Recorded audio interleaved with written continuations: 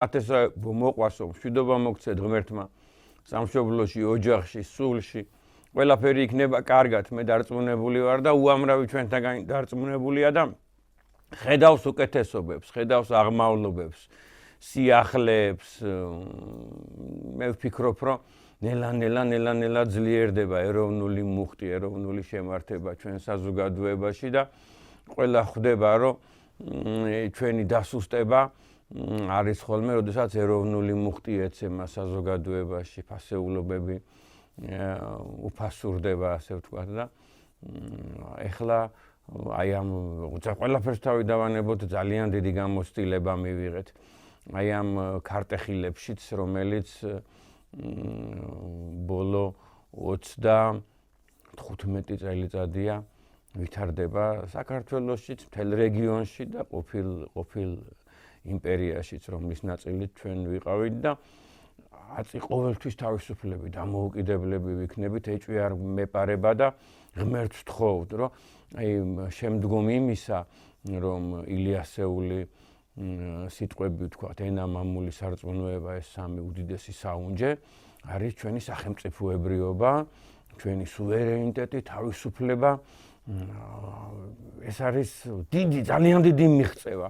მე კიდე ერთხელ მინდა ვთქვა, რომ აი 200 სახელმწიფო ხო არის დედამიწაზე და 5000, 6000 ერია დედამიწაზე და იმასაც თუ იმ ფორმულას გამოვიყენებთ, რომ არსებობს ენა და შესაბამისად ერი, მაშინ ალბათ 12, 13, 15000-ზე ადის. ეხლა კარგად გამიგეთ, არსებობს ჩვენი სახელმწიფოს სამეზობლოში ქვეყნები, სადაც აი გვერდი სოფელი, გვერდი რაიონი სხვადასხვა ენაზე საუბრობს და ერთი სახელი ქვიათ. ეხლა ნუ დამაკონკრეტებინებთ, თქვენ ხვდებით ამას. ერთი სახელი ქვია იმ რესპუბლიკას, იმ ქვეყანას, ერთი დედაქალაქი აქვს და ამ დროს შიგნით ცხოვრობს თვითაღიარებითაც და ყველანაირი შეფასებითაც და სამეცნიერო შეფასებითაც 15 ერი. წარმოგიდგენიათ, ჩვენ კიდე ერთი ერი ვართ ნიკოფსიიდან დარუბანდამდე და ტრაპეზუნთიდან კარდუს მთამდე. დღეს თქვენ უნდა გესაუბროთ, ყველას უნდა ვესაუბრო ამ თემაზე, ვთხოვო რაღაცეები ამ თემაზე, ძალიან საჩოთირო საკითხზე. ძალიან მრავალმხრივ ადამიანზე. შეიძლება ითქვას, რომ ესეთი მრავალმხრივი ადამიანი იშვიათობაა კაცობრიობის ისტორიაში. ეს არის იოსებ ბესარიონიძე ჯუღაშვილი, სტალინი. მოგეხსენებათ მისი პიროვნება, მისი ბიოგრაფია, სადაღარ არის განხილული, რა აღარ არის ამაზე შექმნილი, დაწყებული ისტორიებიდან, ბიოგრაფიული ცნობებიდან და გაგრძელებული ლექსებით, მხატვრული ნაწარმოებებით, ფილმებით, დოკუმენტური ფილმებით და ასე შემდეგ და მაინც ვერ მივიდა ვერც კაცობრიობა და მე ესე ვიტყოდი სამწუხაროდ ქართველი ერიც რაღაც იმ კონკრეტულ გადაწყვეტილებამდე, კონკრეტულ შეხედულებამდე, რომ აღარ იყვეს ადამიანებს შორის ესეთი დავა, ხშირ შემთხვევაში კამათი. ჩვენ ახლა ძალიან ემოციური ადამიანები ვართ ქართველები და ხშირ შემთხვევაში ისეთმა ერთმა მაგალითად აზრთა სხვადასხვაობამ ისეთი წინააღმდეგობა შეიძლება წარმოშვას ადამიანებში, ოჯახებში, ნათესავებში, სოფელში, კოლექტივში, რომ ვერ რიგდებიან. კარგად გამიგეთ, ეს არ არის არც ქრისტიანული წესი და არც ქართული წესი, სხვათა შორის შეურიგებლობა. ერთი დიდი ადამიანი იყო, მოიხსენიებ დღეს მის სულს, მეუბნეოდა, რომ ეს კატეგორია არ მიყვარს, ეს კატეგორია არ მიყვარს, ადამიანების რაღაცა ძალიან ცუდ მიმართულებებს და უზნეობებს ამბობდა ხოლმე და ამატებდა, რომ ბუტია ადამიანები. ერთ-ერთი ძალიან დიდი სისუსტეა ბუტიობა და არასწორი ქმედებაა და ჩვენი სარწმუნოება მოგვიწოდებს მიტევებისაკენ, პატიებისაკენ, შენდობისაკენ. ეხლა გამოუგნებელია, როდესაც ადამიანებს აქვთ 10, 15, 20 საერთო შეხედულება ყველაფერზე შეიძლება ითქვას და ამ დროს ერთ რაღაც კონკრეტულ მათი ოჯახიდან, მათი საქმიანობიდან, მათი ცხოვრების წესიდან დაშორებულ თემაზე ისე იჩხუბებენ, რომ ერთმანეთს არ ეკონტაქტებიან, ერთმანეთს ემალებიან, ბიძაშვილები, მამიდაშვილები, მეზობლები. ეხლანდელი მოვლენები ხო საერთოდ გამოუგნებელია, ამაზე არ ვისაუბრებ, მაგრამ როგორ შეიძლებოდა რომ ესე გაწყვეტილიყო კავშირები პოლიტიკური თვალსაზრისით ადამიანებს შორის, კლასელები, ოჯახის წევრები, გამოუგნებელია, მე ამას ვერ ვეგუები. ეს კიდევ ერთხელ ვიმეორებ, არ არის ქართული წესი. ღმერთმა დალოცოს, გააერთიანოს ქართველი ერი. მე ახლა ვიტყვი იმას, რომ ყველაფერი, სულ ყველაფერი, რაც ქართველ ერს აერთიანებს, საზოგადოებას აერთიანებს, არის ზეციდან წამოსული, სიკეთიდან წამოსული, ღმერთიდან წამოსული უეჭველი. ხოლო რაც ყოფს ადამიანებს, ეს არის ავისგან წამოსული და ეგრევე უნდა ხვდებოდეს ამას. მეტადრე მორწმუნე ადამიანი, მეტადრე ეკლესიური ადამიანი და უნდა პოულობდეს რაღაც გზებს. ეხლა რაც შეეხება ისე სტალინს და ამ პიროვნებას, სანამ ადამიანთან გნებავთ სტალინზე იყო ეს საუბარი, კარგად გამიგეთ და გნებავთ დავით აღმაშენებელზე და გნებავთ რაღაც ტექნიკურ საკითხზე და გნებავთ რაღაც შეხედულებაზე. ჯერ უნდა ადამიანები შეჯერდნენ ფასეულობაზე რა. ჯერ უნდა განსაზღვრონ რა არის ფასეულობა ამ ადამიანისთვის და ამ ადამიანისთვის და მერე უნდა დაიწყოს დავა. ჯერ უნდა შეჯერდნენ რომ აი ეს მაგალითისათვის ფასეულია და ეს უპირატესია, კარგად გამიგეთ და რომ ჩამოყალიბდებიან მერე უნდა დაიწყოს კამათი, თორე სხვადასხვა ფასეულობაზე, სხვადასხვა მსოფლმხედველობაზე, სხვადასხვა წესზე, სხვადასხვა სარწმუნოებაზე მდგომი ადამიანები, რომ რაღაც ერთ კონკრეტულ თემაზე იწყებენ კამათს, ხარია ჩხუბამდე მივლენ და ერთმანეთს ვერც გააგებინებენ.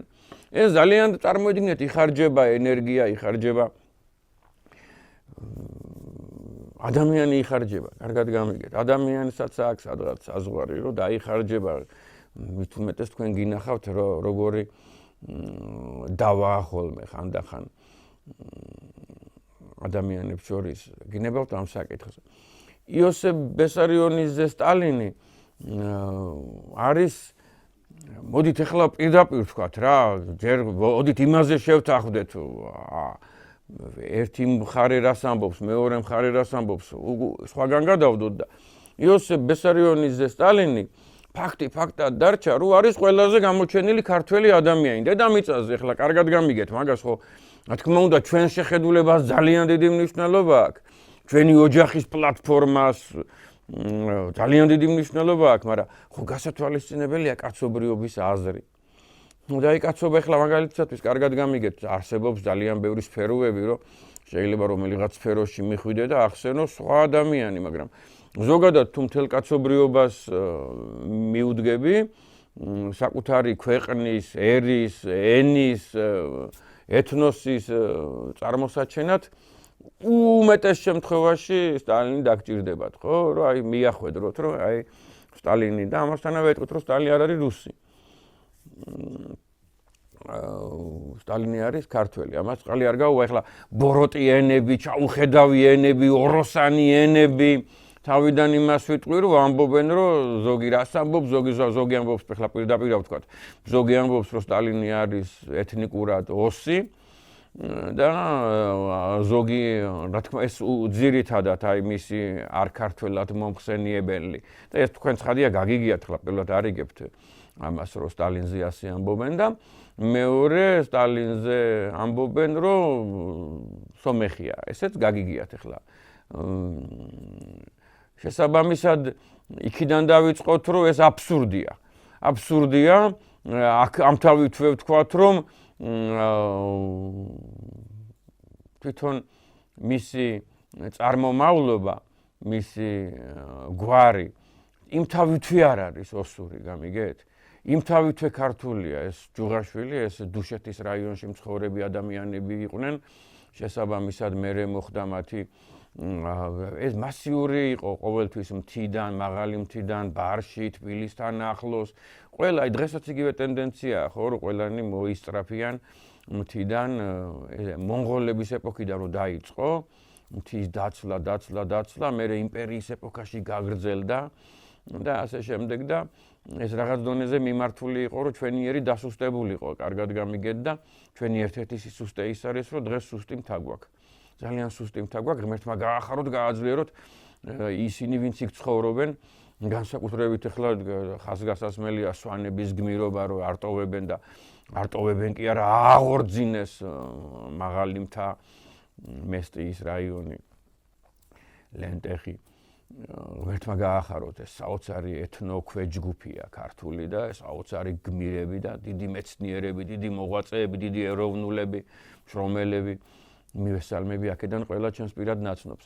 ხო და იმ თემას რომ დაუბრუნდეთ, შესაბამისად ეს ოჯახი, ჯუღაშვილების ოჯახი, ჯუღაშვილების ეს ხაზი არის წამოსული აი დუშეთის რაიონიდან, ლილოში ცხოვრობდნენ და მერე მოხდა გორში. შესაბამისად არც იმთავითვე ჯუღაშვილები არ არიან, როგორც თქვი, არც ოსები, არც სომხები. აქვე მინდა გითხრათ, რომ უამრავი, მოდით ესე ვთქვათ, რომ 50%. შეიძლება 70%-იც ნუ გაგეკვირდებათ, აი ქართულენოვანი და ამასაც თავისუფლად ვიტყვი, ქართულ ჰაბიტუსიანი ადამიანების 90%, მინიმუმ 70% სომეხად რო იწოდებოდა ქართველი იყო უეჭველი და ოსად რო იწოდებოდა ქართველი იყო უეჭველი. მაგრამ ეს სხვა თემაა. მე იმის თქმა მინდა რომ ძალიან ბევრი ადამიანი რო გვეგონა და რატომღაც შეიძლება თვითონაც გონიათ რომ ოსები არიან, სინამდვილეში ქართველები არიან სისხლით, დნმ-ით, ცხოვრების წესით, ენით, მამულით და ასე შემდეგ. მეტი რაღა ქართველობა კარგად გამიგეთ და დედა ეკლესიის წევრი იყო კიდე ძალიან ბევრი. ეხლა მე მოგტაცა, რა გარემოებებმა მოგტაცა უამრავი ადამიანი და გახდა მონოფიზიტური ეკლესიის მრევლი. ეს ყველა ვიცით 1905 წელს მაგალითად თბილისში მარტო ერთადერთი ტაძარი იყო ქართული, მართლმადიდებლური. უпростоრედ ერთადერთ ტაძარში ტარდებოდა ქართული წირვა და ეს იყო სიონი და ისიც ხუთშაბათობით ტარდებოდა. მაგალითად 1900-იანი წლების დასაწყისში. წარმოგიდგენიათ, დანარჩენ აი ამ უამრავ ტაძარში, რომელიც თბილისში იდგა, ზოგი მიტაცებული იყო, ზოგი ქართველმა მონოფიზიტებმა აშენეს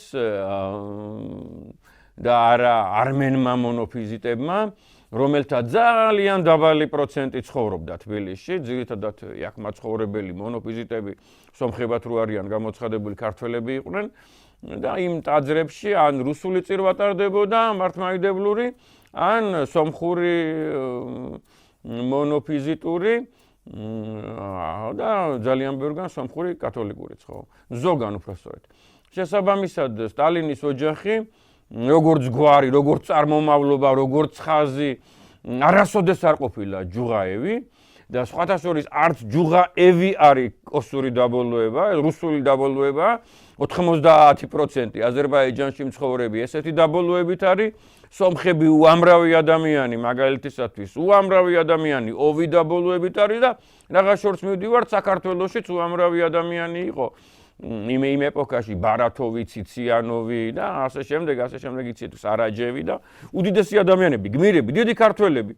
ოვი ესე ერთადერთი ადამიანი, ვინც ოვი დაბოლოება არც მიიღო, არც არავის დააძახებინა და არც დაწერა, ილია ჭავჭავაძე იყო, თორე კარგად გამიგეთ, ახლა ქეთს ვიხრე აი ვაჟაბშაველას ქანჩის სიმაღლის არა ვარ აზროვნებით, ცოდნით და ასე შემდეგ, კოჭამდე ვერ მივწვდები, მაგრამ ვაჟაბშაველა გარემოებიდან გამომდინარე, გორში რო მასწავლებლად მუშაობდა რაზიკოვ არის ესეთი ხელმოწერები და მიღებული ქონდა ეს რომ რაზიკოვი ეხლა არც ქართველობაზე უარია და არც არაფერი, მაგრამ რაზიკოვ კარგად გამიგეთ, ამას ვიღაცა ჩაეჭიდება გამიგეთ და ოვიდაბოლუება უკვე ზოგი ვაჟაბშაველას წარმოგიდგენით, ზოგი რუსად გამოაცხადებს, ზოგი ასე შემდეგ.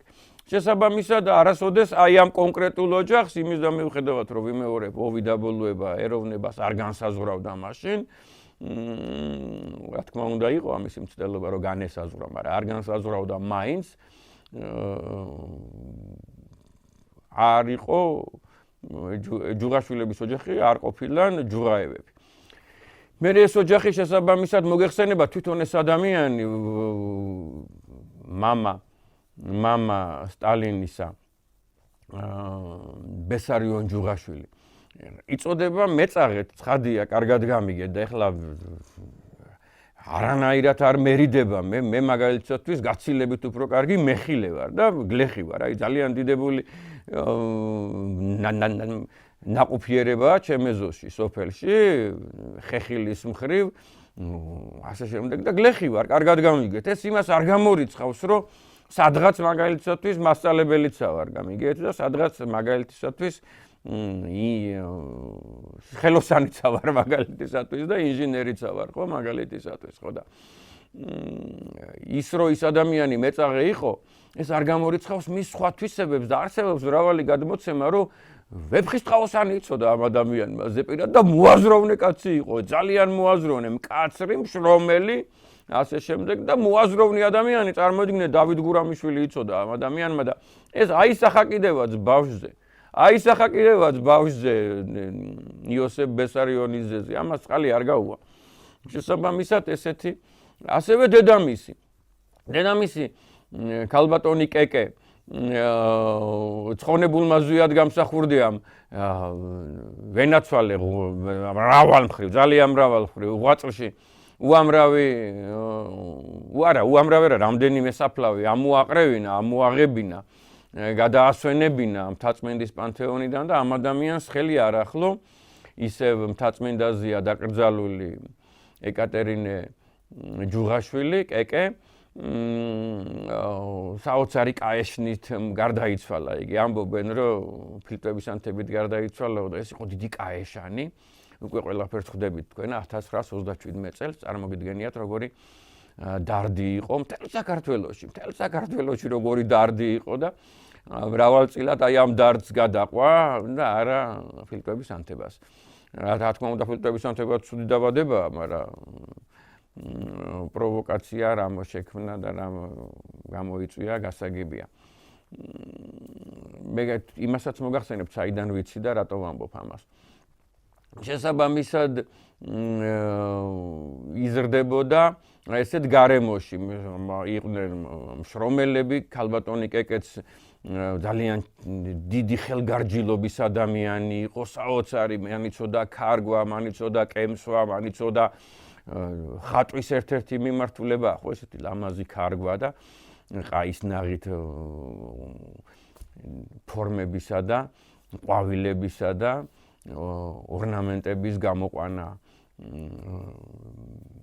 ნაჭერზე და ასე შემდეგ მსახურად მუშაობდა მოახლედ მუშაობდა იგი ეგნატაშვილების ოჯახში და იქიდანაც ძალიან დიდი ცოდნა განათლება მოდიოდა ცხადია და ფაქტი ფაქტად რჩება რომ იოსებ ბესარიონიძე სტალინი არის ორი ადამიანია ეხლა ხო არის ადამიანში ფერიცვალება ორი ადამიანი კი და სამი ადამიანია აი მოდით ეხლა ვთქვათ ესეთი რაღაცა პირველი ეს არის სოსელო ანგელოზი ბიჭუნა ეროვნული ბავშვი კეთილშობილი წარმოსადეგი სხვათა შორის მისი საოცარი ძალიან ლამაზი დახვეწილი და აი ხელოვნების ქმნილება შედევრი ძეგლი დგას გორში გორის სასწავლო უნივერსიტეტის წინ სოსელოს ძეგლი დგას. მოდით აი ესე ვთქვათ, რომ ეს არ არის სტალინის ძეგლი, ეს არის სოსელოს ძეგლი.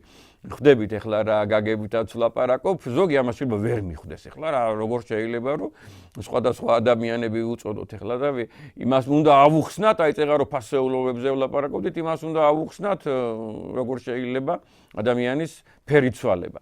ეს არის ანგელოზი ბიჭი და საოცარი ლექსებით. მე ყველას მინდა გთხოვოთ, რომ ესე ჩაწერეთ სოსელოს პოეზია და ამოვარდება ეროვნული საოცარი სიტყვოთი და სითბოთი აღსავსე ლექსები და მე მოგეხსენებათ რაც ხდება, კარგად გამიგეთ ამ როგორც ახლა შემოსული ეს ლიბერალიზმის თუ ფსევდოლიბერალიზმის თუ ასე შემდეგ მატყუარა ტალღა, გეუბნებიან ერთს, ფიქრობენ მეორეს, შესაბამისად ეს შენიღბულია და ასე შემდეგ.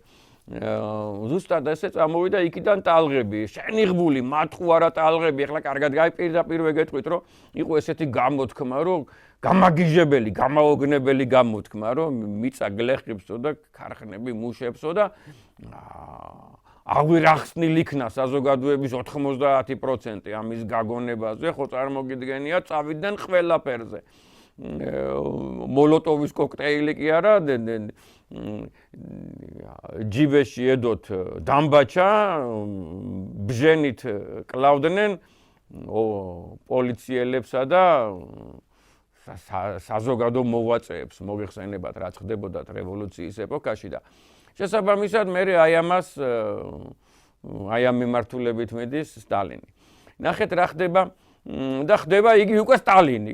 სოსელოდან გადაიქცა სტალინად. ეხლა ამას ძალიან ბევრ რაღაცას ეხლა თქვენით აღმოაჩენ, თქვენი ტიპობით, იცით ძალიან ბევრმა, თქვენით ძალიან ბევრი ამბავი და მივიდეთ იქამდე,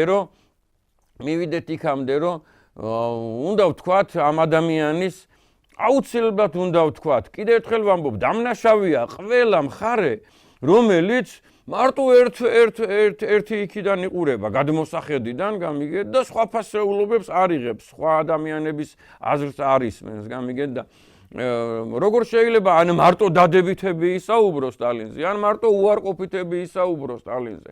ეს ერთიც დაუნახავობაა და მეორეც დაუნახავობაა, გამიგეთ და ვერ ეს აბნევს ადამიანს, კარგად გამიგეთ და ზოგს გამოყავს ეს ადამიანი რაღაც წრფელი წესიერებისა და სიწმინდის განსახიერება და ზოგს გამოყავს აი მხოლოდ ველური და მხოლოდ დაუნდობელი და მხოლოდ სისხლის მსმელი და ასე შემდეგ. მოდით ორივე ვთქვათ რა. ორივე ვთქვათ, აი მე ახლა ძალიან გთხოვთ, რომ თქვენც რაღაცები დაამატოთ რა. პირველი რაც უნდა ვთქვა მაგალითისათვის და მოდით აი უარყოფითებით დავიწყოთ, რომ მე დადებითებით დავამთავროთ რა. ყველაზე დიდი დარტყმა რაც მიიღო ქართულმა საზოგადოებამ მე-20 საუკუნეში რა. ზოგი რა სიტყვის, კარგად გამიგეთ, უამრავი დარტყმები მივიღეთ, ეგეც ქართველი ერის გენოციდის საუკუნე იყო. რომელი არ იყო, ახლა 1-2 საუკუნეა, ან 50 წლიანი, 100 წლიანი პერიოდებია, ასე ვთქვათ, რომ ხანდისხან ქართველი ერი თავისუფალია ბედნიერი, რომელი არ იყო გენოციდების წლები, ასურელების ფეხის შემოდგმიდან 31, 30, 29 საუკუნის წინ აი ამ ეპოქამდე, აი სანამ ახლა თავისუფლებას მოვიპოვებდით 1990-ში და 91-ში და იმის მერეც რეები მოხდა სამჯერ გვეომა დაუნდობელი, გრანდიოზული, უძლეველი იმპერია. უძლეველი, ახლა სადაც არაზობს, გაცლასჯობს კარგისა ვაჟკაცისაგან, ჩვენ ხო უნდა გადავრჩეთ. ჩვენ ხო უნდა გამრავლდეთ, ჩვენ ხო უნდა ფუძე ერის სახე შემოვინახოთ, ფუძე ენის ძალიან ბევრი კომპონენტი შემოვინახოთ, რაც დღევანდელ ქართულ ენაშია და კაცობრიობის ფუძე მამული უნდა შემოვინახოთ, სადაც აქ ცხოვრობთ რა. ერთ-ერთ ქართლში რამდენიმე ქართლია და ერთ-ერთი ქართლი, ერთ-ერთი კოლხეთი უნდა გადავარჩინოთ, ხო? უნდა გადავარჩინოთ და ჩვენ ახლა კაცობრიობა უნდა გვიფრთხილდებოდეს, როგორც უძველეს ერს, როგორც უძველეს ენას, როგორც კარდუს მთისა და კავკასიის მთებში მცხოვრებ ერს, არცად არ წასულს, არცაიდან მოსულს, ადგილობრივს და ასე შემდეგ. მაგრამ რა ვქნათ? შესაბამისად მე ვთვლი, რომ ერთ-ერთი ყველაზე დიდი დარტყმა შეიძლება აი ყველაზე დიდი დარტყმა ეს იყო ქართველთა მთელი საბჭოთა კავშირში მიდიოდა, მაგრამ ჩვენი გვაწუხებს და ჩვენთან ძალიან ძალუმატ აისახა. ეს იყო კულაკიზაცია. წარმოიდგინეთ, რომ ჯერ მე ვახსენებდი წინა გადაცემებში ძიკი კვარაცხელიას ადამიანს, რომელსაც სხვადასხვა გამოთვლებით, სხვადასხვა მონაცემებით 7000, 8000 სულის აქონელი ყავდა და უვლიდა ამას რამდენიმე ადამიანი და უძღვებოდა ამას რამდენიმე ადამიანი და ასე შემდეგ. ზოგი 5000 ამბობს, ზოგი 10000 ამბობს და აი ესეთი დიდი, ძალიან დიდი თან გლეხები, თან სპეციალისტები, თან მშრომელები, რაღაც საოცარი ადამიანები შეიძლება ითქვას ერთბაშად ამოზირკვეს, მე ამ ოჯახს სხვათაშორის ენატრებოდა ერთი წველაყველი და ერთი ცალი ჭადი და შესაბამისად აი ესეთი ოჯახები უამრავი გააკულაკეს. წარმოგიდგენიათ, მე დაიწყო მეორე ტალღა. ისე კულაკიზაციის, კარგად გამიგეთ, ახლა ზღვაკოვზით დაილიაო და შეიჭამა წითელმა არმიამ შეჭამა და კარგად გამიგეთ, ნუ ეგონება ზოგს, რომ უანგარონი იყვნენ იმ ეპოქაში და ზღვაკოვზით დაილია, სწორედ ამ სიტყვის მნიშვნელობით. ეს არის 20-იანი წლები. ჯოჯოხეთი ხალხო, არ იფიქროთ, რომ აი 20-იანი წლები ხო არ ზოგს არ გაუგია და გონიათ, რომ ეს დაიწყო საბჭოთა კავშირმა რა ფუნქციონირება.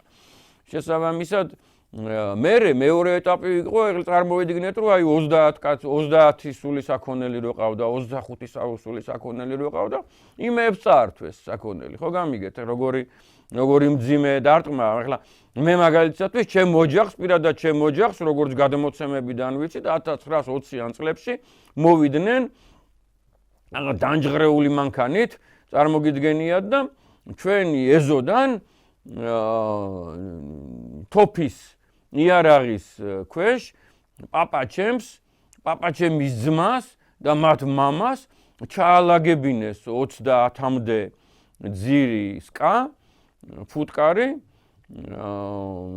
და წაიღეს და მე ვიღაცამ იქ მძღოლმა იქით მივდივარ, აქეთ მოვდივარ და ასე შემდეგ და გაიგეს ჩვენებმა, რომ ხაშურში რკინიგზის სადგურთან ჩაიტანეს და დაალაგეს. შესაბამისად ისე რომ არც მადლობა, არც ბოდიში რა, რომელ მადლობა ბოდიშზეა საუბარი იარაღის ქვეშ და ეს იყო მასიურად და ბოლოს ეხლა ის ციგნები ხო არ დააკარგულა, რასაც ჩვენ აი მაგალითად 90-იან წლებში 80-იან წლებში უმაღლეს სასწავლებელებში გვასწავლიდნენ, ეს იყო სსრკ ისტორია, ხო და იქ წერია, დეტალურად წერია და ინტერნეტშიც იქნება რაზეა საუბარი, უამრავგან იქნება, მე მოიგონეს სამხედრო კომუნიზმი. მაშინ ახლა სამხედრო ისეთი ფრაზაა, კარგად გამიგეთ, რომ რა მაგა სამხედრო რუსეთის იმპერიაში ახლა სამხედროობა ძალიან საამაყო იყო, კარგად ყველა სამხედროობა უნდოდა. ბავშვს და ვინ სამხედრო არ იყო, ისე რა კაცი იყო რა. წარმოგიდგენიათ და კომუნიზმი ხო ეს მე სხვა იდეალიზმი იყო და სამხედრო კომუნიზმი დაარქვეს და ბოლო ერთადერთი მარჩენალი სული ეს იყო მსხვილფეხა თუ წვრილფეხა საქონელი წაართვეს ადამიანებს, წაგვარეს. წარმოგიდგენიათ, ანუ ბოლო თხა. ბოლო ძროხა. ერთი. ეხლა ამ გადმოსახედიდან ყველამ თავის გულში ჩაიხედოს სახში რომ ძალიანაც გვიყვარს რაზეა საუბარი, მეც მყავს სოფელში ცუგა ხო და ის ცუგა ძაღლი რო წაიყვანოს ვიღაცამ როგორი განცდა გვექნება ვიღაცამ რო ეხლა და რას აღარ მოვიმოქმედებთ ზოგი საჩი ვარ დაწერს ზოგი სად დაწერს ზოგი სად დაწერს და რომელ უფლებებს აღარ გაიხსენებენ გინდა ცხოველისა და გინდა ადამიანის და ადამიანებს მარჩენალი წარმოედგინეთ ოჯახში რომ 3 4 5 6 სული იყო და ერთი სული საქონელი იყო და წაიყვანეს ძაღლი მიაკვდა ლენინს, ეხლა ლენინზე ცუდი კაცი დედამიწაზე არ არსებობს, ორიაზე არ არსებობს, ეხლა ყველაზე ცუდი კაცია, ვინც მე მინახავს და ტროცკი, აი ეს ორი ყველაზე ცუდი ადამიანი, ორიაზე არ არსებობს, ძალიან ცუდები არის, მაგრამ ლენინს არ უხსენებია კოლმეურნეობა. სიტყვა კოლმეურნეობა ლენინს მოფიქრებულიც არ ქონდა, წარმოდგენილიც არ ქონდა. მე 30-იან წლებში აი ეს მოვლენები, კულაკიზაციის მოვლენები ჩერჩილმა კითხა როგორ განვითარდა ასე შემდეგ სტალინმა რაღაცები უთხრა ახლა სიტყვა სირთულე მახსოვს ანუ რთული პერიოდი იყო და რაღაც არ დაუკონკრეტებია განერიდა აი ამ წინადადებებს როდესაც უკვე აი ომის წლებში შეეკითხა 20-იან წლებზე საბჭოთა კავშირში რაც ხდებოდა სხვადასხვა მონაცემებით ახლა ვის აღარ ვეკითხები ამას ვის აღარ ვეკითხები და საქართველოში დაახლოებით 30-35,000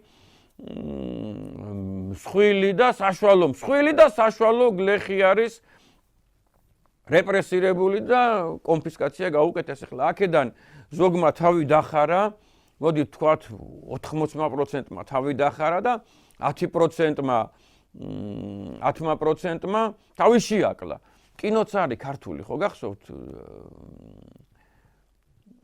სახელწოდება დამავიწყდა ადამიანი რომ საკუთარ საქონელს რო ხოცავს და ცეცხლს უკიდებს და აბრაგად ფირალად რო მიდის ტყეში პაპაკაცი ბიძაკაცი ტრაგიკული ადამიანი როგორი საოცარი ფილმია შეხვედრა წარსულთან ხო დიდებული ფილმი რამდენი ქართული ფილმია ყველა აბსოლუტურად წინ წამოსაწევი შესაბამისად ეს არის ამისი არ თქმა არ შეიძლება კარგად გამიგეთ ეს იყო უმძიმესი პერიოდი და ჩვენზე ძალიან გადაიარა კარგად გამიგეთ ახლა შუა აზიაშიც იქნებოდა ეს მაგრამ კარგად გამიგეთ ახლა სად ჩვენი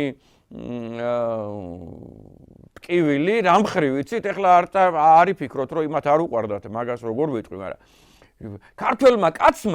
ქართველმა კაცმა ხარს და კამეჩს ლექსები მიუძღვნა ზღაპრები დაუწერა მოთხრობები მიუძღვნა მითოლოგიებში არის ქართულ მითოლოგიებში შენგენაცვალე კამეჩო ნიკორა ზაქის დედაო შენი დაზრდილი ზაქები მიმიდის მარილზე და დღესაც კი ახლა სადღა ფოლკლორი ცოცხალი სოფი მაგრამ დღესაც კი მომისმენია რომ მღერიან აი პაპაკაცები ჩემზე ცოტა ერთი თაობით დიდი ადამიანები და ბავშვობაში ხო უამრავჯერ მომისმენია რომ უმღეროდა ადამიანი რა შეიძლება პირდაპირ არა მაგრამ აი სუფრაზე გარემოში ასე შემდეგ უმღეროდა ადამიანი ხარს და ხარს ართმევენ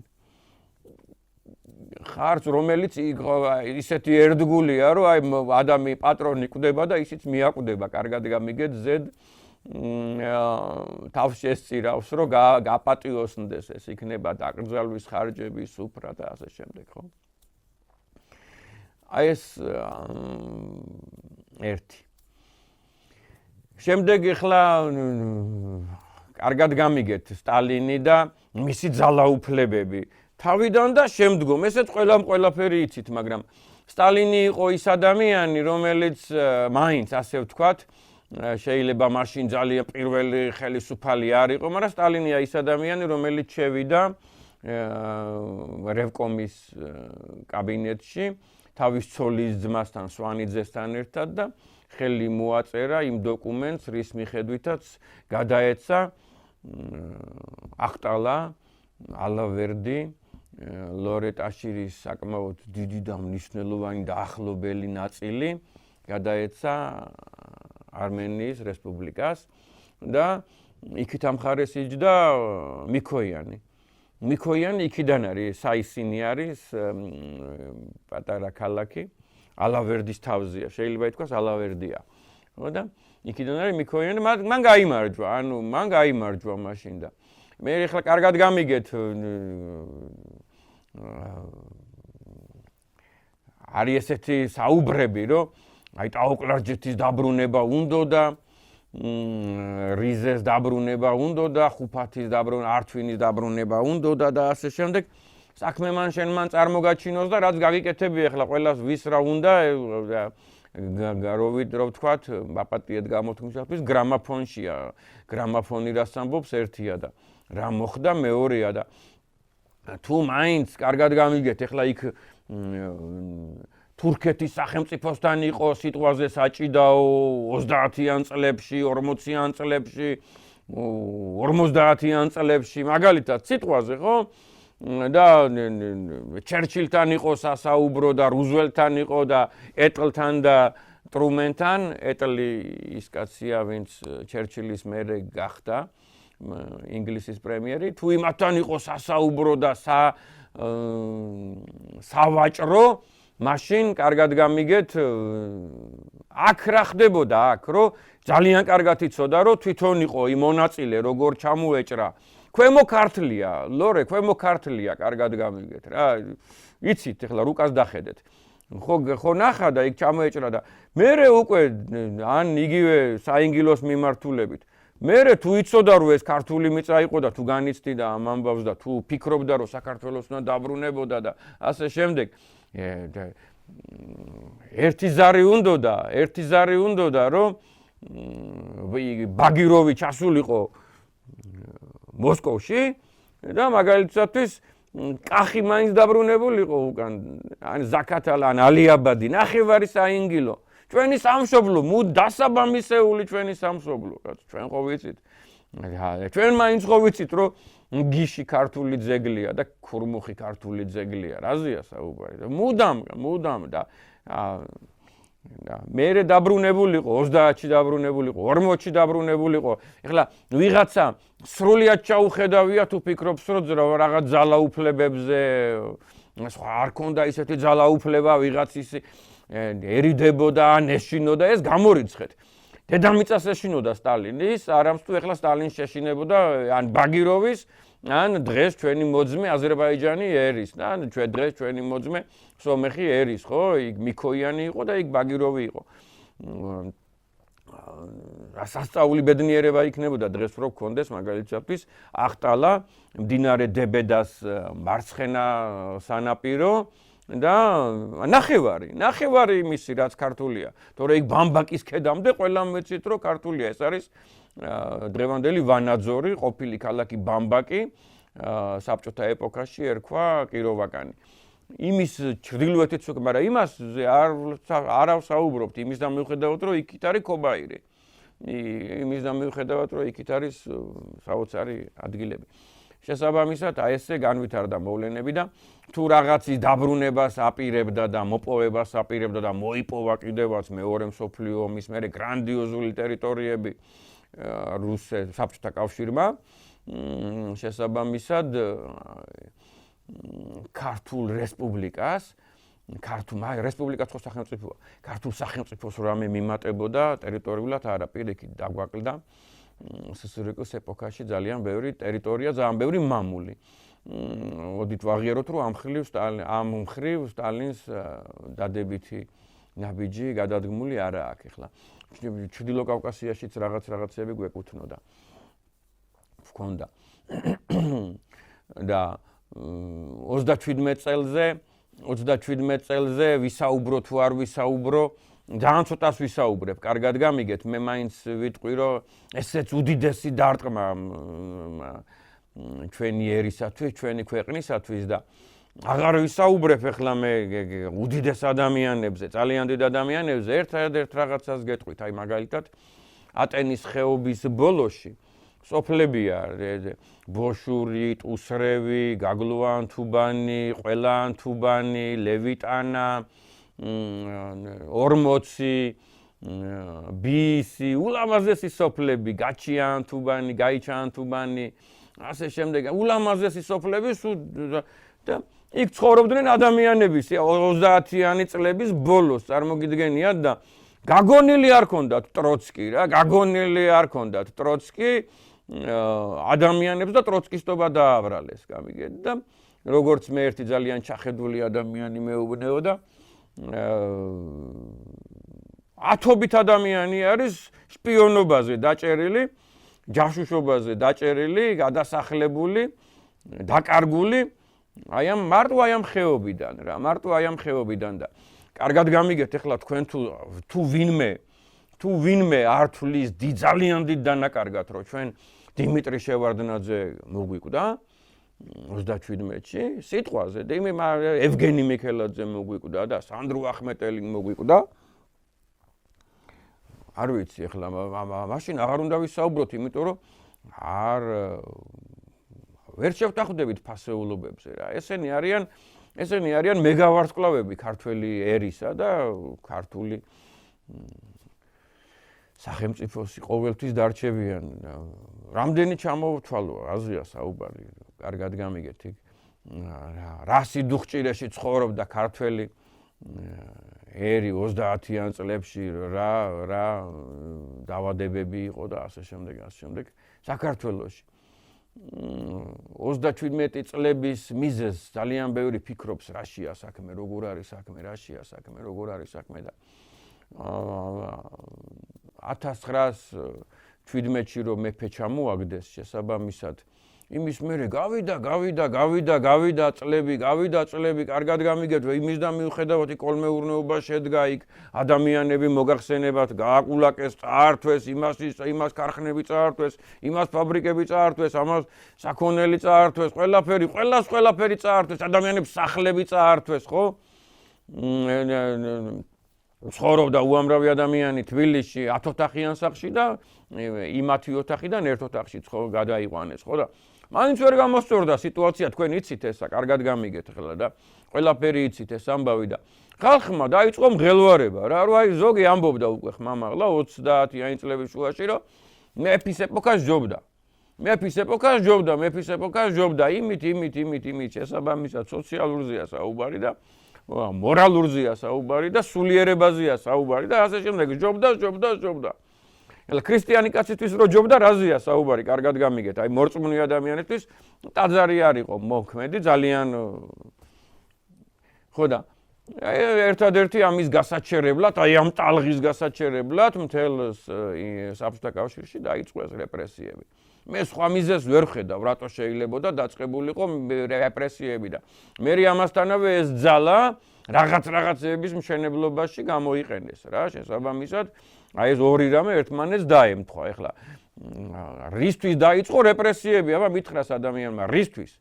მართლა კიდე 13 წლის ბიჭ უნდა დაიჭირეს, დააბრალეს შპიონობა მარტო იმიტომ, რომ კორტები, სადაც ეხლა იუსტიციის სახლია, კორტების ადგილას გადავარდნილ ბურთებს აწვდი და უცხოელ დიპლომატებს რო თამაშობდნენ და მამამისის დაიჭირეს, დედამისის დაიჭირეს, ეს ბავშვის დაიჭირეს და ცალ-ცალკე ისაქნეს და დამავიწყდა ამ ბავშვის სახელი, მე დისიდენტი გახდა ეს ადამიანი რო გამოვიდა, იჯდა ანა კალანდაძის ქმარი რო იყო იმასთან ერთად სადღაც გადასახლებაში და ის კაცი ყვებოდა ანა კალანდაძის ქმარი რომ ეს ბავშვი ვერ ხვდებოდაო, სად იყო რა, არ მინდა ბანაობაო, არ მინდა მოვლაო, დედასთან მინდა, მამასთან მინდაო, 13 წლის ბავშვი. იჯდა დიდებთან. შესაბამისად აი ესეთი რეპრესიები იყო, რომელმაც ძალიან უკან დაგხვია რა, ეს ადამიანები გადასარჩენები იყვნენ რა. ძალიან დიდი მადლობელი ვიქნებოდი მე პირადად სტალინის, რომ მიხეილ ჯავახიშვილი სადმე გადაესახლებინა, როგორც თვითონ იყო ჩაკეტილი და როგორც ლენინი იყო ჩაკეტილი სადღაც, ხო, მაგალითად შუშენსკოეში ლენინი, ვაიმე რა დღეში იყო ლენინი ბავშვობაში გვასწავლიდნენ და გვატირებდნენ, რომ გადასახლებაშიო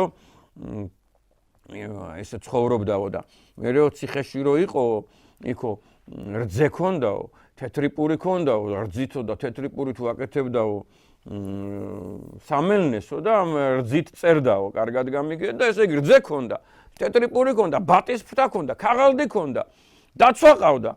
ასე შემდეგ და ვაი რა დღეში იყო და ეხლა რა დღეში იყო ადამიანები 30-იანი წლების ბოლოს უკვე თქვენ იცით, ამან ძალიან უკან დაგვწია და მე დაიწყო მეორე მსოფლიო ომი. კარგად გამიგეთ, ეხლა მეორე მსოფლიო ომი რო დაიწყო, ყველამ ვიცით, აბსოლუტურად ყველამ ვიცით, რომ ძალიან ბევრი ადამიანი ისე წავიდა ომში და წინა ხაზზე ისე წავიდა, რომ არ ქონდა შაშხანა. აი 10 კაცი მიდიოდა და ქონდათ 3, 4, 5 შაშხანა. წარმოგიდგენთ, ხო იცით? პირველად ხო არ გესმით? აი მოუმზადებელი სიტუაცია იყო. ესე იგი მაშინა და მე რო დამთავრდა ომი, სტალინმა გამოსცა ბრძანება, რომ გაძარცვეთ ევროპა.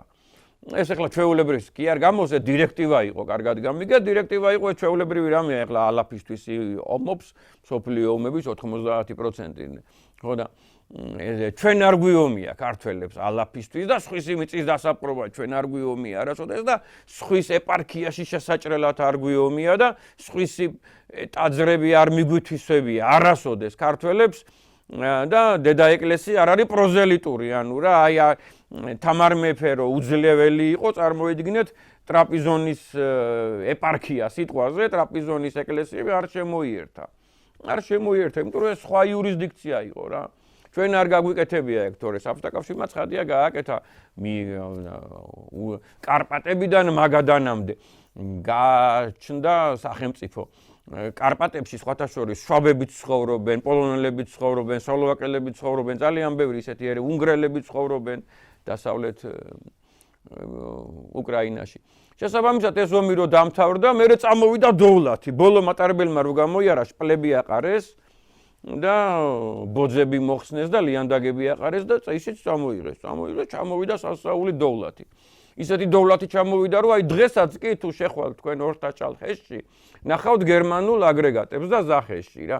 საქართველოსაც კი შეხვდა, თბილისსაც კი შეხვდა. იქიდან წამოღებული მოტორები გერმანიიდან და დაბომბილ კიევს და დაბომბილ მინსკს და დაბომბილ პეტერბურგს, ლენინგრადს და დაბომბილ მოსკოვს და ასე სმოლენსკს და ბრესტს რეები შეხვდა. ესენი თქვენ ყველაფერი წარმოიდგინეთ რა. და ეხლა რა მოხდა სტალინის დადებითებიც მოვასწროთ რა. მე ძალიან დიდი მასწავლებელი მყავს ერთი დიდე მყავს ქალბატონი ქეცვიხრი მის წინაშე და მანაც მითხრა და კიდე რამდენიმე ადამიანმა მაგრამ ეს ადამიანი ეკლესიის ისტორიის დიდი სკელტანიანი წიგნის ავტორია და დიდი პროფესორია და დამარწმუნა რაზეა საუბარი რომ არ ყოფილიყო სტალინი დღესაც კი დიდი შანსია მაღალი ალბათობით ჩვენ არ გვექნებოდა ავტოკეფალია ქართულ მართლმადიდებლურ 60 ქულო ეკლესიას ქონდა წართმეული მოგეხსენებათ და 1953 წელს ხდება ხილული სასწაული ამბავი ხდება მოგეხსენებათ მოსკოვზე არის მომდგარი გერმანია უკვე მოსკოვზე შეიძლება ითქვას რომ დურბინტებით ათვალიერებენ ქალაქ მოსკოვს და ძალიან დიდი განსაცდელია ამ დროს წარმოიდგინეთ კრემლში, რუსეთში, მოსკოვში, გენერალიტეტში ზოგი ეუბნება სტალინს რომ დავტოვოთ მოსკოვი და ზურგში გადავიდეთ, ურალზე გადავიდეთ, ურალის მთებში წავიდეთ და იქიდან ვიბრძოლოთ და ასე შემდეგ. სტალინი შეიძლება ითქვას ფიქრობს, ყოყმანობს, ასე შემდეგ გურჯიევსაც კი კითხა. გაიკითხეთ, აბა, გურჯიევსაც კი კითხა აზრი ამის შესახებ, შესაბამისად რომ როგორ მოქცეულიყო და წარმოგიდგენიათ იქიდან იქამდე რა და მერე სტალინის ამას მე ვფიქრობ, კარგად გამიგეთ, მაღალი ალბათობით სტალინის ერთგული ადამიანი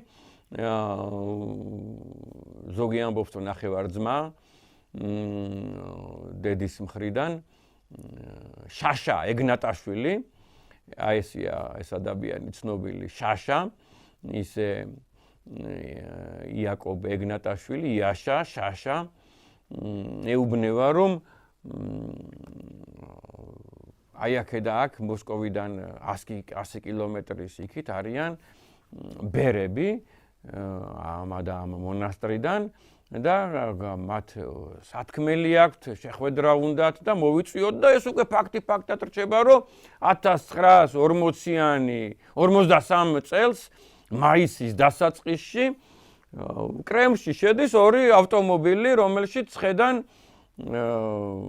სამხედრო მოსამსახურეები, ალბათ მძღოლები, 2-3 და 3-4 სასულიერო პირი, ბერები. წარმოგიდგენიათ მონასტრის ბინადარნი, მკვიდრი, ბერები, შემოსილნი და შედიან სტალინთან. იქ რა საუბარი გაიმართა, ეს არავინ არ იცის, კარგად გამიგეთ, მაგრამ ვაი, საიდან ვიმსჯელოთ ეხლა, რომ მეორე დღე თენდება 6 მაისი, გიორგობა, დიდება წმინდა გიორგის ძალას, შესაბამისად, თენდება გიორგობა დღე და მოსკოვში აფრინდა მცირე ზომის თვითფრინავი კუკურუზნიკს რო ეძახიან, მასზე იყო შესაბამისად ატანილი აი საარაყე ქვაბით წარმოიდგინეთ ეს დიდი საარაყე ქვაბები ვთქვათ, ყველაზე დიდი ქვაბი რაც გინახავთ წყალი, ნაკურთხი წყალი და აბრძანებული იქნა წმინდა გიორგის ხატი და ივერიის ყაზანის ღვთისმშობლის ხატი და მოსკოვს წრე დაარტყა ამ თვითმფრინავმა. ეს იყო ყველასთვის ხილული, ეს დაინახა 10,000-ობით ჯარისკაცმა. დაინახეს მწერლებმა, ჟურნალისტებმა, მოსკოვის მცხოვრებმა, ვინც არ წავიდა ევაკუაციაში, წარმოიდგინეთ, ყველას თვალწინ ამაზე არსებობს ჩანაწერები მწერლისა, ჟურნალისტისა, ადამიანებისა, ნებისმიერი სამხედროებისა და ასე შემდეგ. და მოსკოვს ნაკურთხი წყალი ასხურეს და მოსკოვი აკურთხეს, კარგად გამიგეთ და ხილულად, ყველასგან ხილულად და მერე ფაქტად დარჩა, რომ აი ამ წრეს, რომელიც შემოავლეს მოსკოვს, ისეთი დიდი ძალა ჰქონდა, რომ ერთი გერმანელი ჯარისკაცი და ერთი გერმანული ტანკი ვერ შევიდა ამ წრის შიგნით. და აი ამ დღიდან იწყება დიდი გარდატეხა, დიდი სასწაული გარდატეხა და საბჭოთა კავშირის გამარჯვება. სადაც ჩვენ ძალიან დიდი წვლილი გავიღეთ. პროცენტულად ყველაზე მეტი წვლილი გავიღეთ. წარმოგიდგენიათ, ქართველებმა 700,000 ადამიანი წავიდა და თითქმის სხვადასხვა ციფრებია, ზოგი 350,000 ამბობს, ზოგი 400,000 ამბობს, ესე იგი, ნახევარზე მეტი ადამიანი დაგვეღუპა. როცა სხვა რესპუბლიკებს, მაგალითად, ომში გაწვეული ადამიანებიდან 10% დაეღუპა, 15, 20. ესეც ერთ-ერთი დიდი დანაკარგი ქართველი ერისა მეორე მსოფლიო ომში და ეგომი ჩვენ მოვიგეთ. და ყველამ ეხლა კარგად გამიგეთ, ზოგს ძალიან გრძელი ენა აქვს და ძალიან მოკლე ჭკუა აქვს და ფიქრობს, რომ ეს ომი ან ჩვენი ომი არ იყო. ან და გერმანიას რომ მოეგო, ფაშისტს რომ მოეგო და უზნეოს რომ მოეგო და სულით ავატყობს რომ მოეგო, ჰიტლერზე მაქვს საუბარი, თითქოს და უკეთესად იქნებოდა ქართველი ერი რა. ესთერის წიგნია, ესეთი ბიბლიის ერთ-ერთი წიგნია, ძველი აღთქმის მოგეხსენებათ, ესთერი გახდა, იყო ტყვექალი, უბრალო ადამიანი, ძალიან საბრალო ადამიანი და ბედმა, გარემოებამ, ვითარებამ, ასე შემდეგ ეს ადამიანი დედოფლად აქცია, წარმოგიდგენიათ და ესთერი გახდა დედოფალი და ესეთი მომენტია, რომ იმ მეფემ უნდა მისი ხალხი, მისი ტომი უნდა დასაჯოს, რაღაც დიდი რაოდენობა ადამიანების უნდა მოკვდინებული იქნას, გამიგეთ და ისეთი წესია, რომ ვერ შედის რაღაც იგივე დღეების გამო, რაღაც თარიღის გამო, ვერ შედის დედოფალი მეფესთან, რომ ამ ადამიანებზე სთხოვოს შენდობა, პატიება, რომ არ დაიღუპნონ ეს ადამიანები, რომ თვითონაც მოკვდინებული იქნება, მაღალი ალბათობით დასჯილი იქნება, იმიტომ რომ ეს უკვე სხვა მხრივ არის აკრძალული, ანუ მეფესთან შესვლა ამ დღეს არ შეიძლება არა და სხვა დღეს უკვე შეიძლება დაგვიანებული იყოს, გამიგეთ და იქ ესეთი ადამიანი არის მორდეხაი, რომელიც ეუბნება ესთერს, რომ შესაბამისად შენო შეიძლება განგებამო და ღმერთმაო, იმიტომ გაქციაო ჯერ ტყვეთო, მერეო დედოფლათო, რომ ახლა ეს წამი, ეს მომენტი გამოგეყენებინაო რა და ახლა შესულიყავიო და აი გადაგერჩინა ეს ადამიანებიო. კარგად გამიგეთ, აი ესეთი შანსი მოგეცაო, რომ იმ ადგილას, იმ დროს, იმ მომენტში ეს შეგიძლიაო და ფაქტად დარჩა, რომ სტალინი და ქართველი ერის დიდი ნაწილი, როგორც მოგახსენეთ და უამრავი სამხედრო და ჯარისკაცი და ქართველი გენერალი, მე მაინც ესე ვიტყვი, იქ აღმოჩნდა იმ თანამდებობაზე, იმ ადგილზე, იმ ბრძოლაში, რომ ის დაგვემარცხებინა რა. ის საშინელება, რაც იქ იყო, გამიგეთ და ამისი ხაზგადასმა არ შეიძლება ეს ჩვენ გავიმარჯვეთ ეგომი. მე ვიტყვი, რომ ქართველებმა გავიმარჯვეთ. აი მე ესე ვამბობ და იქ საერთოდ და იმ სახელმწიფოს დიდი ნაწილი ვიყავით ჩვენ, გამიგეთ. და იმ სახელმწიფოც რაღაც დონეზე ჩვენ გადავარჩინეთ. მოდით აი ესე ვიტყვი, აი არსად არ მომერიდება ამის თქმა რა და ჩვენ შევქმნით შეიძლება ის სახელმწიფო მრავალ მხრივ რა. არა მარტო მათ, ვინც იქ სხვებით ცხოვრობდნენ. შესაბამისად, აი ესეთი მომენტი იყო სტალინმა და მერე წარმოიდგინეთ, აი ამ ამბის მერე ემთხვევა ამას ყველაფერი რა. მე არ ვიცი, ამასაც ახლა უკვე ჩემი მოკლე ჭკუით ვფიქრობ, რომ ალბათ უთხრა ამ ბერებს, რომ რამეს ხომ არ მთხოვდითო რა, ან რამე ხო არ გინდათო, ან რამე ხო არ გჭირდებათო სტალინმა. ალბათ კითხა ამ ადამიანებს და მათ მატერიალურს ხო არ მოითხოვდნენ ახლა, ან ტექნიკურს ხო არ მოითხოვდნენ, ან ასე შემდეგ თუმცა ეგეც უნდა მოეთხოვათ იქ მონასტრისათვის, გარემოსთვის, ასე შემდეგ, მაგრამ ალბათ უთხრეს, რომ ივერიას დაუბრუნეო რა, ავტოკეფალია, ალბათ. მაღალი ალბათობით, იმიტომ რომ ეს ამბავი რომ 9 მაისს მოხდა, იბარებს მაისის შუაშივე სტალინი რუსეთის პატრიარქს და ეუბნება, რომ ჩახვალ თბილისში, მცხეთაში და ჩაატარებ ერთობლივ წირვას და მოდის არა რუსეთის პატრიარქი, არამედ იერარქიულად მეორე, მესამე ადამიანი ზაგორსკის თუ სმოლენსკის მიტროპოლიტი დავადგენ ამას და დავწერ. ერთი სიტყვით ძალიან დიდი ადამიანი მოდის და აქ ტარდება ერთობლივი წირვა მაისშივე და რაც უკვე ცნობას ნიშნავს გამიგეთ და კიდევ ერთხელ ვაპარაკო. ამ დღის მერე შესაბამისად ჩვენ გვაქვს უკვე ცნობა, ვინც წაგვართვა, ვინც წაგვარა ჩვენ ავტოკეფალია და საპატრიარქო ტახტი, იმისგან ცნობა გვაქვს შესაბამისად და მერე იწყება უკვე გრძელი პროცესი, რომელიც ჩვენმა პატრიარქმა მეორე ილია ჭავჭავაძემ, ანუ ილია მეორემ დააგვირგვინა 1990 წელს, რომ მსოფლიო საპატრიარქომ და მერე თითქმის და პრაქტიკულად ავტომატურად ყველამ გწნოდა დღეს უკვე ცნობილი ავტოკეფალური და სამოციქულო ეკლესია ვართ, დედა ეკლესია, ხო და აი ეს კიდევ ერთხელ გეუბნებით, სტალინი იმ მომენტში იქ იყო. სტალინის ბრძანებით ანუ ღმერთმა სტალინს ათქმევინა და გადააწყვეტინა ეს საკითხი. და არა მანამდე ვიღაცას და არა მის მერე ვიღაცას, გამიგეთ? ფაქტი ფაქტად ჩება. მერე შესაბამისად ახლა ჩვენ რო ვამაყობთ აი ამ გრანდიოზული რაღაცა მუზეუმებით და ასე შემდეგ და ქართული კვალით და წაღებული იყო, თითქმის დაკარგული იყო, ჩამორთმეული იყო, დიდი ვალები გქონდა და ასე შემდეგ. პირადად სტალინის დამსახურებაა, რომ საქართველოს დაუბრუნდა განძი. ეს იმუშავა, ეს არ იყო პატარა რამე, ეს გრანდიოზული რამე იყო. პირადად დაურეკა სთხოვა, მოსთხოვა შარლ დე გოლს. ზუსტად იგივე, რაც ახლა ვთქვი, კარგად გამიგეთ, რომ ნეტა მოეთხოვა ახლა სტალინს რო ეთქვა, რომ იცით, ეს ჩემი სამშობლოა, ჩვენ იქიდან ვართ წარმოშობით, ტაოკლარჯეთშია ჩვენი სათავე, ქართული კულტურის, ქართული და უამრავი ფასეულობა გვაქვს იქა და უნდა რაღაცა ნაწილი მაინც საქართველოს დაუბრუნდეს, ვინ ეთყოდა უარს? ბრიტანეთი ეთყოდა უარს თუ ამერიკა ეთყოდა უარს თუ თურქეთი შებედავდა იმათი თანხმობის მერე რამეს რა.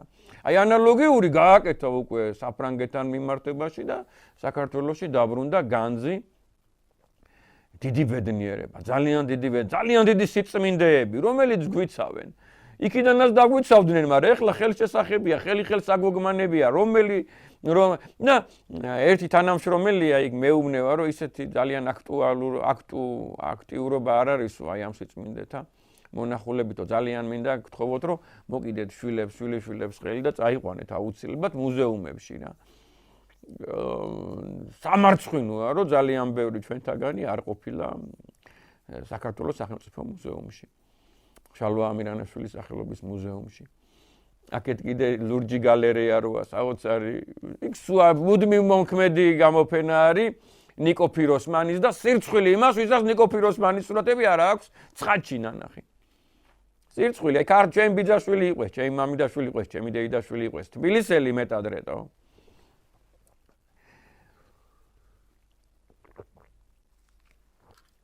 შესაბამისად, ასევე არ შეიძლება რომ სტალინის ღვაწლი არ დავინახოთ და ამაგი მან იყო ესეთი ნიკო მარი, თქვენ ყველამ ძალიან კარგად იცით ვინ იყო და რა იყო ნიკო მარი და ნიკო მარი თავიდან იყო ქართულ სამყაროში, მან მიხვდა, გაიგო რა არის საქართველო, ქართული ენა, ქართული ანბანი, ქართული ძირი, ქართული ფუძე, ქართული ზეცა, ქართული ლოგოსი, ყველაფერი იდეალურად გაიგო. ეს აღწერა კიდევაც ზოგან დაწერა, მაგრამ მე გადაგვიდგა. ეს არ არის პირველი შემთხვევა.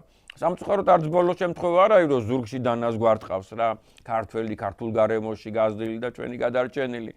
ამაზე დიდებულად თქვა თვითონ ჩვენმა უწმინდესმა ილია მეორემ, რომ ვიზედაც ყველაზე დიდი ამაგი გავწიე და ასე შემდეგ იმისგან ღალატი ვნახეო და ცრემლმორეულმა აღნიშნა ეს, რომ იყო ჩამობრძანებული ვატოპედის მონასტერის წინააღმძღვარი. შესაბამისად, ეს ადამიანი გადაგვიდგა. მან თავის მასწავლებელთან ერთად, დიდ მეცნიერთან, მაგრამ ტენდენციურ მეცნიერთან ერთად, ქეროფ პატკანიანთან ერთად შექმნა ყალბი თეორია, ქართიზაციის თეორია, რომელიც გვანგრევს. ეს არის საისტორიო თეორია, რომელიც გვანგრევს. მე ძალიან ბევრჯერ მაქვს ამაზე ნასაუბრები, თქვენ იცით ესა, თითქოს და ქართველიერი, აი ამ სახით, რა სახითაც ახლა ვართ, აი ამ კულტურით, აი ამ ეკლესიით, აი ამ ენით, თითქოს და იმ სახელწოდებით, რომ ქართველი თითქოს და შედგა მე-11 საუკუნის მიჯნაზე რა. ხო წარმოგიდგენიათ, რა დანაკარგი გვაქვს რა და ეს შესაბამისად დღესაც გვანგრევს რა. ისეთ რუკებს ხაზავენ, რომ ხატავენ, რომ იქით სხვა ფერია, აქეთ სხვა ფერია, იქით სხვა ენა, აქეთ სხვა ენა, იქით სხვა ეკლესია, აქეთ სხვა ეკლესია. ტყუილი, აბსურდი. აი მისი ბრალია ძალიან ბევრი სეპარატისტული მოძრაობა დღეს გნებავთ სახელმწიფო სეპარატიზმის და გნებავთ საეკლესიო სეპარატიზმის. ხო და ეს ნიკო მარს სტალინმა დაარტყა. გადატანითი მნიშვნელობით ცხადია, ნიკო მარ 33-ში გარდაიცვალა, ხო და მის საისტორიო მოძღვრებასაც დაარტყა. და სტალინის ავტორიტეტი არ იყო, წარმოგიდგენიათ, სტალინის ავტორიტეტი არ იყო, რომ დაეძლია მისი საისტორიო სკოლა, მაგრამ სამაგიეროდ საენათმეცნიერო სფეროში დაძლეული იქნა სტალინის მიერ ნიკო მარის სწავლება. ეს ან შემეხმიანეთ და აგიხსნით უფრო დეტალურად და თუ არა და თქვენითაც მოძებნით. ნიკო მარის ენათმეცნიერებაში სამუშაოები დაძლეული იქნა სტალინის მიერ. სტალინი იყო აი ამ მოვლენების მერე უკვე ცხადად ჩანს, რომ ეს იყო გენიოსი ადამიანი. იყო ეს ადამიანი აკადემიკოსი შეპილოვი, რომელიც თბილისშია ნამყოფი და გორის რაიონშია ნამყოფი, სოფელ ატენშია ნამყოფი. ამაყად ვიტყვი, რომ ჩემ ოჯახშია ნამყოფი ეს ადამიანი იყო სტალინის პირადი მრჩეველი. ეს ადამიანი იყო გაზეთ პრავდას რედაქტორი, ეკონომიკის მინისტრი საბჭოთა კავშირის და რა თქმა უნდა უკვე საპენსიო ასაკში იყო ჩამოსული და მამაჩემმა კითხა პირდაპირ გეტყვით ამ აკადემიკოს შეპილოვს, რომ 4-ჯერ, 5-ჯერ ხან ევროპაში შეხვდნენ მამაჩემი და ეს ადამიანი ჩეხოსლოვაკიაში უფრო ზუსტად, ხან მოსკოვში, ხან თბილისში 4 დღე, 5 დღე ერთად იყვნენ, საუბრობდნენ. ჩეხოსლოვაკიაში 21 დღე ერთად ისვენებდნენ ერთ-ერთ სანატორიუმში და საიდან უამხელა განათლებაო, მამაჩემმა კითხა აკადემიკოს შეპილოვს და თქვენ სტალინი უნდა გენახათოთ.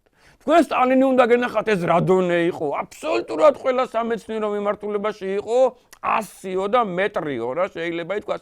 ერთადერთიო მოიკოჭლებდაო ბიოლოგიაშიო, თორე დანარჩენი კურჩატოვს ესაუბრებოდა, აბნევდა, ჯაბნიდა ფიზიკაში, რომ კურჩატოვს წარმოგიდგენიათ, ასტრონომიაში, აი ენათმეცნიერებაზე და ისტორიაზე უკვე მოგახსენეთ.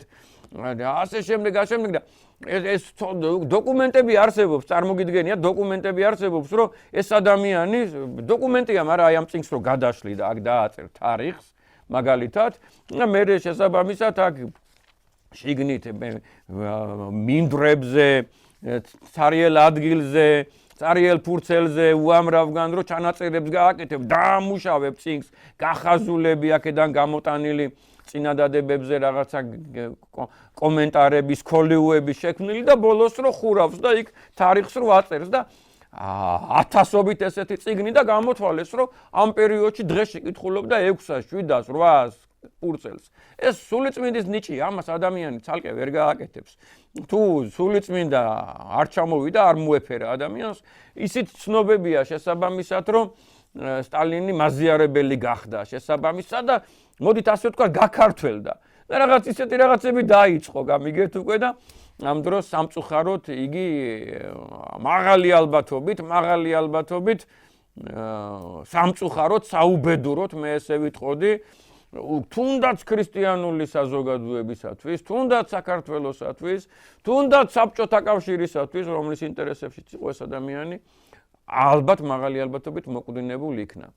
მოკლეს, თორემ მას რო ეცხოვრა, კიდევ უფრო რაღაც ძვრები იქნებოდა, გნებავთ ეროვნული მიმართულებით, საეკლესიო, სასწავლო მიმართულებით და მერე მოდის ერთი ნახევრად ადამიანი, ნახევრად ცხოველი ვინმე ხრუშოვი, ნეტა არც მეხსენებინა მისი გვარი ეხლა აი ამ ნოტაზე და ისევ უკან მიდის, გნებავთ სასულიერო ცხოვრება, გნებავთ საგანმანათლებლო ცხოვრება, გნებავთ აღმშენებლობა და ასე შემდეგ. აი ესეთი ამბები და მე კიდევ ერთხელ მინდა გითხრათ, რომ ეს ადამიანი იოსებ ბესარიონიძე სტალინი არის უამრავი ძალიან ბევრი კარგი საქმის მქნელი და სამწუხაროდ უამრავი ცუდი საქმის მქნელი, კარგად გამიგეთ და ესე ცალსახად რომ ადამიანი მისდგეს და ან მარტო კარგი ილაპარაკოს, ან მარტო ცუდი ილაპარაკოს, დანაშაულია. თუ ადამიანს სურვილი აქვს რაღაც აკადემიურობაზე და პრეტენზია აქვს აკადემიურობაზე და სურვილი აქვს რომ რაღაც ისტორიული წყაროები მოიხსენიოს და ასე შემდეგ და აი ესე განვიხილოთ ხოლმე, ძალიან აქ თხოვთ რა, რაშიც მადლობა უნდა უთხრათ და რაც აღსანიშნავია და წინააღმდეგობა არის,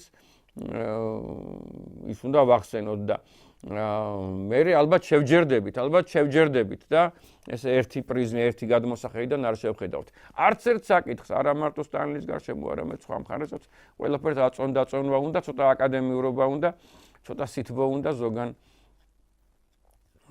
ზოგან რა. მე ისევ იმ ნოტაზე მინდა დავასრულო საუბარი, რომ დღეს აი ესე თავისუფლად შეგვიძლია ამაზე საუბარი, შეგვიძლია გამოვხატოთ ჩვენი შეხედულებანი და გვაქვს ყველანაირი საშუალება, რომ აღშენებლობა დავიწყოთ ქართული ოჯახებისა, ქართული აკადემიური გარემოსი, ქართული სახელმწიფოსი კიდევ უფრო მაღალ დონეზე ავწიოთ ეროვნული საკითხები და გავამრავლოთ, განვანათლოთ ჩვენი შვილებისა და შვილიშვილების თაობა. ღმერთმა დავლოცოს საქართველო, ღმერთმა დავლოცოს ქართველი ერი. მადლობა, მშვიდობა.